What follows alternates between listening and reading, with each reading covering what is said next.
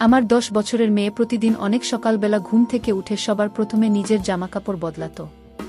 তারপর আমায় বলতো যে মা, আমার পায়ে অনেক ব্যথা করছে, আমি হাঁটতে পারছি না, আমার কোমরে ব্যথা করছে। এর কারণ জানার জন্য একদিন রাতে আমি তার ঘরের দরজা খুলে দেখতেই যে দৃশ্য আমি দেখি সেটা দেখে আমার হুঁশ উড়ে যায়। বন্ধুরা, তোমাদের জন্য আজকে নিয়ে আসলাম নতুন একটি গল্প। গল্পটি শুনলে 100% মাল আউট হয়ে যাবে। তো চলো বন্ধুরা, দেরি না করে শুরু করা যাক। আমার নাম অঞ্জলি, আমি নয়ডার পাশের একটা এলাকায় থাকতাম। আমার একটা ছোট মেয়ে ছিল, তার বয়স ছিল 10 বছর। আমার বরের নাম ছিল রাকেশ, সে অটো চালাতো। আমার বরের সব সময় ইচ্ছা ছিল তার যেন একটা ছেলে হয়। কিন্তু যখন আমার কন্যা সন্তানের জন্ম হয়, তখন ডাক্তার জানায় আমি এরপরে দ্বিতীয়বার আর কখনো মা হতে পারবো না। আরও বলেন, বাচ্চা মা দুজনেই সুস্থ আছে, এটাই তো অনেক। আমার বর সবার সামনে বলেছিল, এই মা মেয়ে দুজনই আমার কোনো কাজেই লাগবে না। সে আরও বলেছিল আমি কম বয়সে বিয়ে করেছিলাম, যাতে আমার তাড়াতাড়ি একটা ছেলের সন্তান হয়, কারণ আমার কোনো ভাই ছিল না। কিন্তু এই মহিলা তো আমার সব স্বপ্নে জল ঢেলে দিল। আমি এখন তাড়াতাড়ি এই মহিলাকে ডিভোর্স দিয়ে দ্বিতীয় বিয়ে করতে চাই। কিন্তু 12 বছর পার হয়ে যাওয়ার পরও আমার বর আমাকে এখনো ছাড়েনি, আর না কাউকে বিয়ে করেছে। এমন তো নয় যে সে আমার সাথে এই অন্যায় করতে চায়নি, বরং এই জন্য কারণ সে জানতো তার সাথে কেউ নিজের মেয়ের বিয়ে দেবে না। সে সমস্ত আত্মীয় এবং এলাকার লোকের কাছে অকৃতজ্ঞ হিসাবে প্রমাণ হয়েছিল। সে নিজের অটো বিক্রি করে দেয়। আমি বাড়িতে সেলাইয়ের কাজ করতাম, যা পয়সা পেতাম সেটা দিয়েই সংসার চলত। কখনো কখনো সে কাজ করে কিছু পয়সা নিয়ে আসত, কিন্তু সবাই জানত তার কোনো নির্দিষ্ট রোজগার ছিল না। আর কেউ এমন লোকের সাথে তার নিজের মেয়ের বিয়ে দিতে চাইবে না, যার কোনো নির্দিষ্ট উপার্জন নেই। আর তাছাড়া তারা এটাও জানতে চাইবে যে কেন তার প্রথম স্ত্রী তাকে ডিভোর্স দিয়ে আবার বিয়ে করতে চাইছে। এদিকে আমার মেয়েও বড় হয়ে যাচ্ছিল। আমি আমার মেয়ের নাম রেখেছিলাম ডিম্পল। সে অনেক সুন্দরী এবং অনেক রোগা ছিল। আর সবচেয়ে আশ্চর্যের কথা এটা ছিল যে ডিম্পল আমাদের বংশে এমন একটা মেয়ে ছিল যার গায়ের রঙও অনেক ফর্সা ছিল। কিন্তু আমার মেয়ে অনেক বেশি কোমল ছিল। সব সময় আমি তাকে অনেক আগলে আগলে রেখেছিলাম এই ভেবে যে আমার একমাত্র সন্তান সে। আমার তো আর কোনো সন্তানও হবে না। যদি তার কিছু হয়ে যায় তবে আমি তো নিঃসন্তান হয়ে যাব। সেই জন্য সব সময় আমি তার অনেক বেশি যত্ন করতাম। কিন্তু সমস্যা এটা ছিল যে সে অনেক বেশি কোমল ও বোকা মনের মেয়ে ছিল। আমি তাকে বাকি মেয়েদের সাথে খেলতে যেতে দিতাম না। সেই জন্য কারো সাথে তার খুব একটা বন্ধুত্ব ছিল না। সে এলাকার মেয়েদের সঙ্গে সময়ও কাটাত না। আমি তাকে কোনো মেয়ে বাড়িতেও নিয়ে যেতাম না। আর আমাদের মতো গরিব মানুষের যাওয়ার মতো জায়গাও তো খুব বেশি থাকে না। আমি সবসময় ভাবতাম যে সারা জীবন আমি আমার মেয়ের সাথে থেকেই তার দেখাশোনা করব। আমি তাকে বাইরের সমস্ত বিপদ থেকে রক্ষা করতাম। কিন্তু আমি এটা জানতাম না যে বিপদ কখনো কখনো ঘরের ভিতরে থাকে। যাই হোক, এটা অনেক লম্বা ঘটনা। যখন আমার মেয়ে যুবতী হল, তখন আমার বর তাকে হঠাৎই অনেক ভালোবাসতে শুরু করে। এটা দেখে আমি খুব অবাক হয়ে যাই, কারণ সারা জীবন তো সে তাকে তাচ্ছিল্য করত। আর এটাও বলতো যে তুমি নিজের মাকে বাজার বানিয়ে দিয়েছিস, যার জন্য আমার বাচ্চা পৃথিবীর আলো দেখতে পায়নি। আমি দ্বিতীয় সন্তান জন্ম দিতে চেয়েছিলাম, কিন্তু এগুলো তো সবই ভাগ্যের ব্যাপার। আমি বলতাম, এর মধ্যে আমার মেয়ের দোষ কোথায়? তার এর মধ্যে কোনো দোষ নেই। কিন্তু তাও সে আমার মেয়েকে ঘৃণা করত, আর তাকে অনেক উল্টোপাল্টা কথা শোনাত। তাকে কোথাও নিজের সাথে নিয়ে যেত না। তাকে নিজের মেয়ে বলেই স্বীকার করত না। তার মাথায় ভালোবেসে আশীর্বাদের হাত রাখত না কখনো। কিন্তু আজ আমার সামনে ঘটে যাওয়া ঘটনা দেখে আমি হয়রান হয়ে যাই। আমার মেয়েকে সে নিজের কাছে ডেকে বসতে বলে এবং তার সাথে অনেক ভালোভাবে কথা বলে এবং তাকে জিজ্ঞাসা করছিল, বলো তোমার জন্য আজকে কি নিয়ে আসব? আমি 1-2 দিনের জন্য শহরে যাচ্ছি। আমার মেয়ের সাথে তার বাবার এরকম ব্যবহার দেখে তো অবাক হয়ে গিয়েছিলাম। সে কোনো একটা জিনিসের নাম বলে উঠে নিজের ঘরে চলে যায়। আমি আমার বরকে বলি যে আজকাল একটু বেশি ভালোবাসা দেখাচ্ছ আমার মেয়ের উপর। এই কথা শুনে সে বলে, এমনি আমার বয়স বাড়ছে, আমি অনুভব করেছি যে সেই তো আমাদের বৃদ্ধ বয়সের একমাত্র সম্বল। আমি শুধু শুধু তাকে দোষারোপ করেছি এতদিন। আসলে আমার ভাগ্যে যদি না থাকে, তাহলে কোনো জিনিস তবে হাজার চেষ্টা করলেও আমি পাব না। আমি তোমার সাথে নয় ভগবানের সাথে জেদ করেছিলাম। কিন্তু ভগবানের সাথে জেদ করা আমার কখনো উচিত হয়নি। সে আমার মেয়ে, আমি তাকে অনেক বেশি ভালোবাসব। এইসব কথা শুনে আমার চোখে জল চলে আসে। যার শেষ ভালো তার সব ভালো। অন্তত এই মানুষটা তো নিজের ভুল বুঝতে পেরেছে, এটাই অনেক। আমি তাকে বলি যে মেয়ে তো যুবতী হয়ে যাচ্ছে, 23 বছরের মধ্যে তার বিয়ে দিতে হবে, আর তখন সে আমাদের ছেড়ে নিজের শ্বশুরবাড়ি চলে যাবে। কিন্তু তুমি কোনো কারণ ছাড়াই এতগুলো বছর নষ্ট করে দিলে। কত সুন্দর দেখতে আমাদের মেয়ে। যখন সে ছোট ছিল শুধু তোমার পিছনে পিছনে দৌড়াতো, তোমাকে বাবা বলে ডাকতো, কিন্তু তুমি কখনো তাকে কোলে তুলে নাওনি। এই কথা শুনে আমার বরের চোখে জল চলে আসে। সে বলে, সত্যি আমি অনেক সময় নষ্ট করে দিয়েছি, কিন্তু এখনো দেরি হয়নি। যখন সে ছোট ছিল তখন তার বাবার পিছনে ঘুরত সে। সবসময় আমি ভাবতাম সে যদি এই কারণে কোনোদিন রেগে গিয়ে আমার মেয়েকে মেরে ফেলে, কিন্তু এখন আমি নিশ্চিত ছিলাম যে সে তার মেয়েকে এখন ভালোবাসে। ডিম্পল তার নিজের মেয়ে ছিল। দিন এইভাবেই কাটতে থাকে, আর সময়ের সাথে সাথে বাবা মেয়ের মধ্যে ভালোবাসাও বাড়তে থাকে। তারা নিজেদের মধ্যে অনেক সময় কাটাত। আমার বর তার মেয়েকে নিজের সাথে বাজারেও নিয়ে যেত, তার জন্য উপহারও নিয়ে আসত। যখন সে বাইরে যেত সব সময় মেয়ের খাওয়ার জন্য কোনো না কোনো জিনিস নিয়ে আসতেই। এখন আমি এক জায়গায় চাকরি পেয়েছিলাম। একটা সেন্টার ছিল যেখানে আমি কাপড় সেলাইয়ের কাজ করতাম। সেখানে ভালো বেতন দিত। আমি যখন বাড়িতে সেলাইয়ের কাজ করতাম তার সাথে সাথে আমি সংসারের কাজও করতে পারতাম। কিন্তু সেন্টারে গিয়ে সেলাই করলে আমার মাথায় শুধু সেলাই এর কাজ থাকত। প্রথমে আমি এই কাজ করব না বলেছিলাম, কিন্তু পরে চিন্তা করি আমার বর তো বাড়িতেই থাকে, সে আমার মেয়ের খেয়াল রাখবে। যুবতী মেয়েকে তো আমি বাড়িতে একা ছেড়ে আসতে পারবো না। এখন বাড়ি পরিস্থিতি অনেক বদলেছে, তাই এখন আমি চিন্তা করি যে এখন এই কাজটা আমি করতে পারবো। এই কাজ করার জন্য আমাকে রোজ সকালে যেতে হতো, আর বাড়ি ফিরতে ফিরতে সন্ধ্যা হয়ে যেত। যখন ফিরে আসতাম তখন আমার মেয়ে আমাকে অনেক আনন্দ করে বলতো, বাবা আমাকে অনেক জিনিস কিনে নিয়েছে, আজ বাবা আমার জন্য জামা নিয়ে এসেছে, আজ আমরা ঘুরতে গিয়েছিলাম, আমরা ফুচকা আইসক্রিম খেয়েছি। কিন্তু কিছু দিন হলো আমার মেয়ে আমাকে আর এইসব কথা বলছিল না। তাছাড়া কেমন যেন সে চুপ হয়ে থাকত। আমি জিজ্ঞাসা করি যে কি ব্যাপার, আজকাল বাবার সাথে ঘুরতে যাও না? তখন সে বলল, হ্যাঁ যাই। তাহলে আমাকে কেন বললে না আজ সারাদিন কি করলে? আমি তো কাজ করতে যাই, তোমরা তো সারাদিন কি সুন্দর মজা করে ঘুরে বেড়াও, আমি তো ঘুরতে যেতে পারি না। অন্তত ঘুরতে গিয়ে তোমরা কি কি মজা করো সেগুলো তো আমাকে বলতে পারো। আমি আমার মেয়ের সাথে অনেক হিসেবে কথা বলছিলাম, কারণ আমি খুশি ছিলাম। কিন্তু তাকে দেখে একদম খুশি মনে হচ্ছিল না। ধীরে ধীরে আমার মেয়ে অসুস্থ হতে শুরু করে। কখনো বলতো আমার কোমরে ব্যথা করছে, আবার কখনো বলতো আমার পায়ে ব্যথা করছে। আমি কিছুতেই বুঝতে পারছিলাম না যে তার সাথে এমন কেন হচ্ছিল।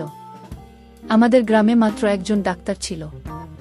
আমি তার সাথে গিয়ে কথা বলি। তখন সে বলে, মেয়ে যুবতী হচ্ছে, হয়তো সেই জন্যই এমন হচ্ছে। আপনি চিন্তা করবেন না, যখন তার ব্যথা করবে আপনি তাকে ব্যথার ওষুধ খাইয়ে দেবেন, ঠিক হয়ে যাবে। আমি ডাক্তারের কথা শুনে একটু শান্তি পাই। কিন্তু অদ্ভুত কথা এটা ছিল যে আমার বর এখন একটু বেশি খুশি খুশি থাকে, আর আমার সাথে ঝগড়া করা ও সে বন্ধ করে দিয়েছে। বাড়িতে পয়সা উপার্জন করে নিয়ে আসত, কিন্তু আমার থেকে দূরে দূরে থাকত। আমার বয়স বেশি ছিল না। আমারও ইচ্ছা করত যে আমার বর আমাকে অনেক ভালোবাসুক, আমার সাথে সময় কাটাক, সারা জীবন তো আমার সাথে শুধু ঝগড়াই করে গেল। কিন্তু সে আমার থেকে এমনভাবে দূরে দূরে থাকত যেন সে আমাকে চেনেই না। এই সব দেখে আমি একটু হয়রান হয়ে যেতাম, কিন্তু আমি কাজে এত ব্যস্ত থাকতাম যে অন্য কিছু ভাববার সময় আমার হতো না। একদিন আমি আমার বরকে বলি যে এইবার মেয়ের জন্য ভালো একটা সম্বন্ধ দেখো। সে বলল, এখন থেকেই? তখন আমি বলি যে ভালো সম্বন্ধ দেখতেও তো সময় লাগবে, আর বিয়েও তো একটা নির্দিষ্ট বয়স আছে। এখন আমরাও সচল আছি, আর আমাদের মেয়েও যুবতী হয়ে গেছে। আমরা আমাদের মেয়েকে দিয়ে তো চাকরি করাবো না। যদি চাকরি না করাই তবে বিয়ে দিয়ে দিতে অসুবিধা কোথায়? তখন আমার বর বলে, না এখন না, এখন সে অনেক ছোট, তার যতদিন না 20 বছর বয়স হচ্ছে ততদিন আমি তার বিয়ে দেব না। আমি বললাম, 20 বছর তো অনেক বেশি হয়ে যাবে, বিয়ের জন্য 18 বছর বয়সটাই সঠিক। তখন সে বলে না, যতদিন না আমাদের মেয়ে বুদ্ধিমতী হয়ে যাচ্ছে তার বিয়ে দেওয়া ঠিক না। আমি ভাবলাম যদি আমার ব্যাপারে কেউ এরকম ভাবত। আমার যখন 16 বছর বয়স তখন থেকেই তো তুমি আমার উপর অত্যাচার করা শুরু করে দিয়েছিলেন। তখন সে বলে, আমি তো অশিক্ষিত ছিলাম, কোনো কিছুই বুঝতে পারতাম না। এটাও বুঝতে পারতাম না কোনটা ঠিক আর কোনটা ভুল। সঠিক পরামর্শ দেওয়ার মতো কেউ ছিল না, আমার মা বাবাও আমার মতোই ছিল। কিন্তু এখন আমি জানি এই সমাজ ঠিক কীরকম, তাই আমি সেই একই ভুল করব না।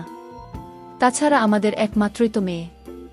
আমার বর এই কথাগুলো অনেক ভালো করে বলছিল। তা না হলে সারা জীবন তো আমাকে কথা শোনাতো যে একটা মেয়ের জন্ম দিয়ে আমি বাজার হয়ে গিয়েছি, মেয়ের জন্মদিনে আমি তার খরচ বাড়িয়ে দিয়েছি। এই সব কথা বলে সব সময় সে আমাকে আঘাত করত। আমার বর আমাকে অনেক কষ্ট দিয়েছে, কিন্তু তারপরেও আমি তাকে ক্ষমা করেছিলাম, এটা ভেবেই যে সে আমার মেয়ের বাবা। কিন্তু আমি এটা জানতাম না যে একদিন সে এমন কিছু করবে যার ফলে আমি তাকে কখনো ক্ষমা করতে পারবো না। একদিন আমার মেয়ের সকাল থেকে শরীর খারাপ ছিল, তারপর সে দুপুরের দিকে হঠাৎ অজ্ঞান হয়ে যায়। আমি তাকে ডাক্তারের কাছে নিয়ে যাই। আমার মেয়ের চেক আপ করার পর ডাক্তার আমায় এমন কিছু কথা বলে যেটা শুনে আমি অবাক হয়ে যাই। আমি বলি যে আমার মেয়ে তো এরকম মোটেই নয়। তখন ডাক্তার বলে, তোমার মেয়ের সাথে এমন কিছু হচ্ছে যেটা তার সাথে হওয়া উচিত না। আমি আমার মেয়েকে বাড়ি নিয়ে এসে তার গালে এক চড় মেরে বলি, সত্যি বলো, তোমার কারো সাথে কোনো সম্পর্ক আছে? সে আমার পায়ে পড়ে কাঁদতে কাঁদতে বলে, মা আমি এমন কিছুই করিনি।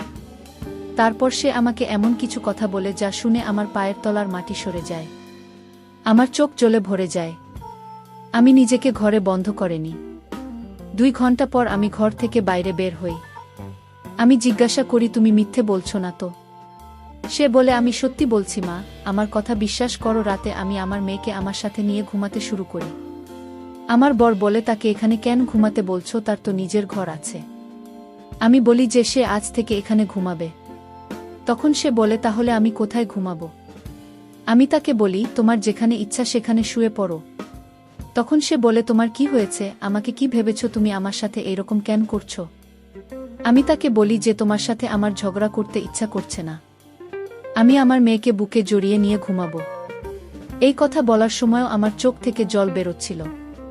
পরের দিন থেকে আমি কাজে যাওয়া ছেড়ে দিয়ে বাড়িতে আগের মতো কাপড় সেলাইয়ের কাজ শুরু করি। আমার বর আমাকে জিজ্ঞাসা করে, তুমি কাজে যাচ্ছ না কেন? আমি তখন বলি যে আমি কাজটা ছেড়ে দিয়েছি। আমার এই কথা শুনে সে অনেকটা হয়রান হয়ে যায় এবং বলে, এত ভালো কাজটা তুমি ছেড়ে দিলে? আমি বললাম, হ্যাঁ, আমি কাজটা ছেড়ে দিয়েছি, ভালো খারাপ জানি না, আমার ভালো লাগছিল না তাই ছেড়েছি। আর তুমি নিজেকে সংশোধন করো, তুমি যেটা করছো সেটা ঠিক নয়, সময় থাকতে নিজেকে বদলে নাও। আমার মুখ থেকে এই কথাগুলো শুনে সে অবাক হয়ে আমার দিকে দেখতে থাকে আর বলে, না জানি কি বলছো তুমি, পাগলের মতো। সত্যি তো এটা যে সে আমার কথার মানে ঠিকই বুঝতে পেরেছিল। সে এতটাও ছোট না যে আমার কথা বুঝতে পারবে না। আমার এই কথা বলার এটুকুই উদ্দেশ্য ছিল যে সে যেন নিজেকে শুধরে নিতে পারে।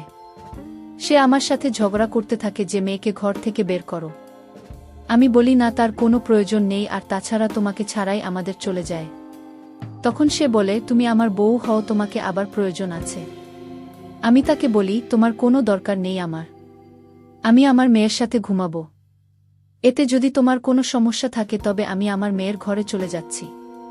কিন্তু সেই ঘরের কোন দরজা ছিল না, সেই জন্য আমি সেই ঘরে মেয়েকে নিয়ে যেতে চাইছিলাম না।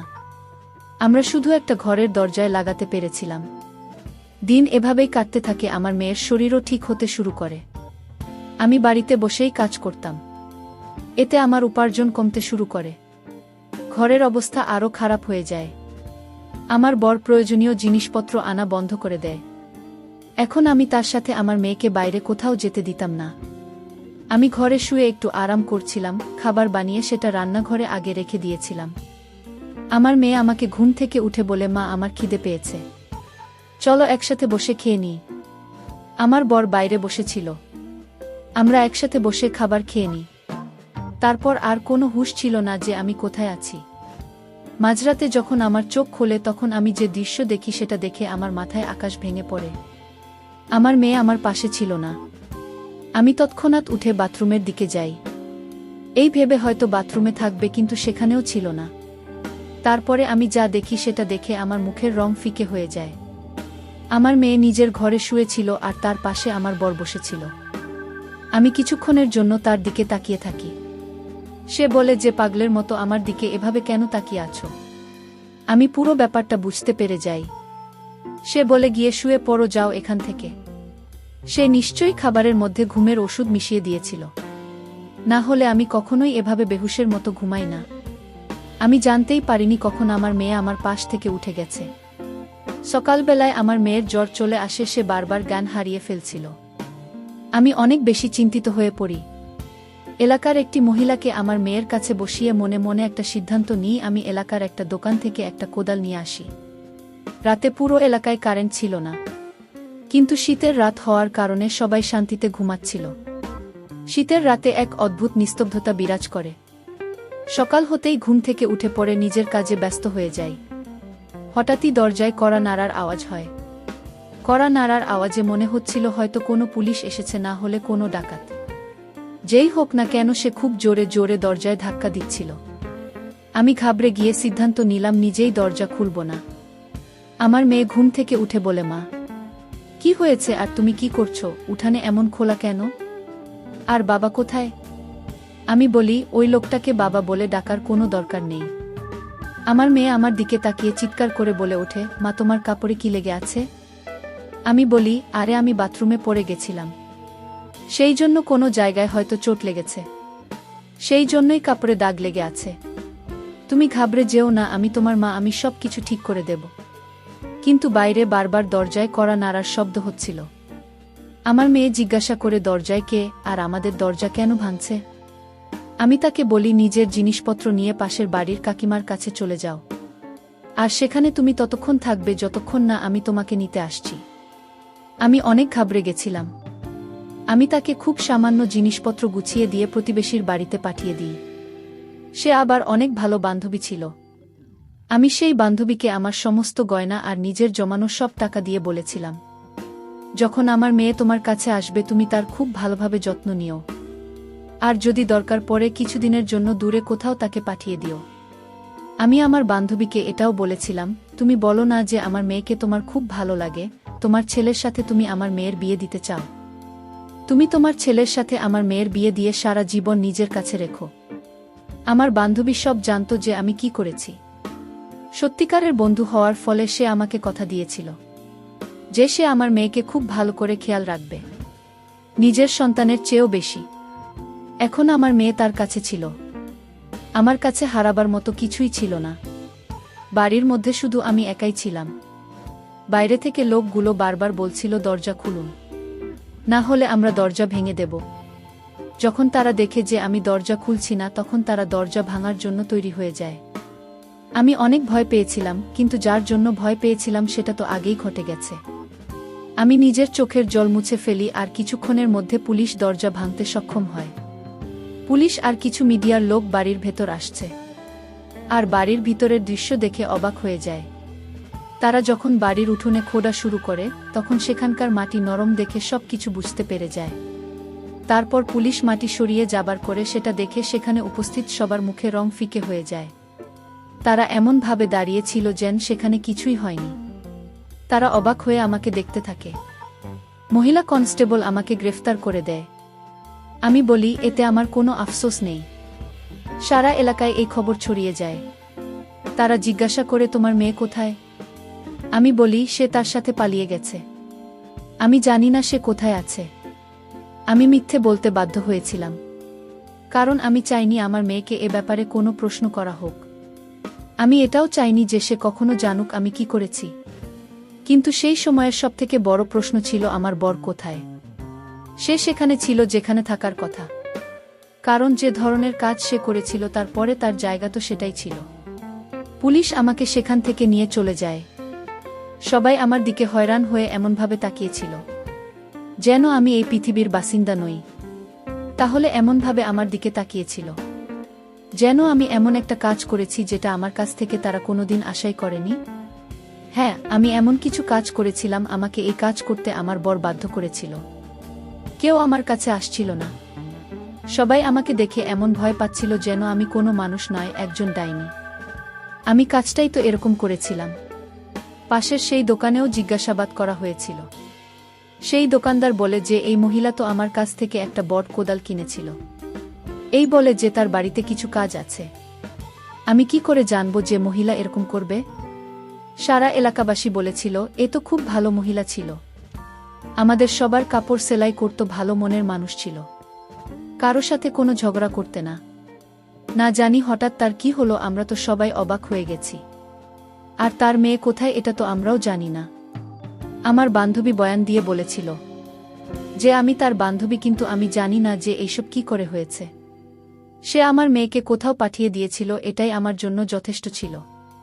তারপর একজন মিডিয়ার মহিলা আমাকে খুব ভালোভাবে জিজ্ঞাসা করে যে আপনি এরকম কাজ কেন করলেন, নিজের বরকে কেন মারলেন? আমি বলি যে কোনো মহিলা এমন কাজ কেন করবে? তুমি একজন শিক্ষিত মহিলা, তুমি ভাবনা চিন্তা করো কেন মানুষ এমন কাজ করে। সেই মানুষটা এই রকম পরিস্থিতিরই যোগ্য ছিল। আর আমি সিদ্ধান্ত নিয়েছিলাম যে তার সঠিক জায়গায় তাকে পৌঁছে দেব, কারণ সে তার মেয়ের সাথে নোংরা কাজ করেছিল।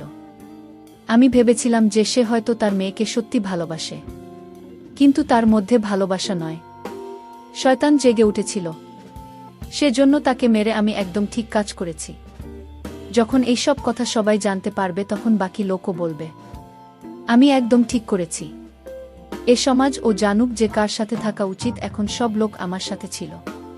তারা বলেছিল তুমি একদম ঠিক করেছ, তবে খুব ভালো কাজ করেছ, সবার জন্য এটা একটা শিক্ষণীয় বিষয় হয়ে থাকবে। এখন সবাই এটাই ভাববে যে সে কিরকম বাবা ছিল। সে তার মেয়ের নিজের বাবা ছিল, তারপরেও সেই রকম নোংরা কাজ কি করে করতে পারল? বন্ধুরা, গল্পটি কেমন লাগলো তা কমেন্টে বলে যেও। এইরকম নিত্যনতুন রোমান্টিক গল্প পেতে আমাদের চ্যানেলটি সাবস্ক্রাইব করে পাশেই থাকবেন। ধন্যবাদ বন্ধুরা।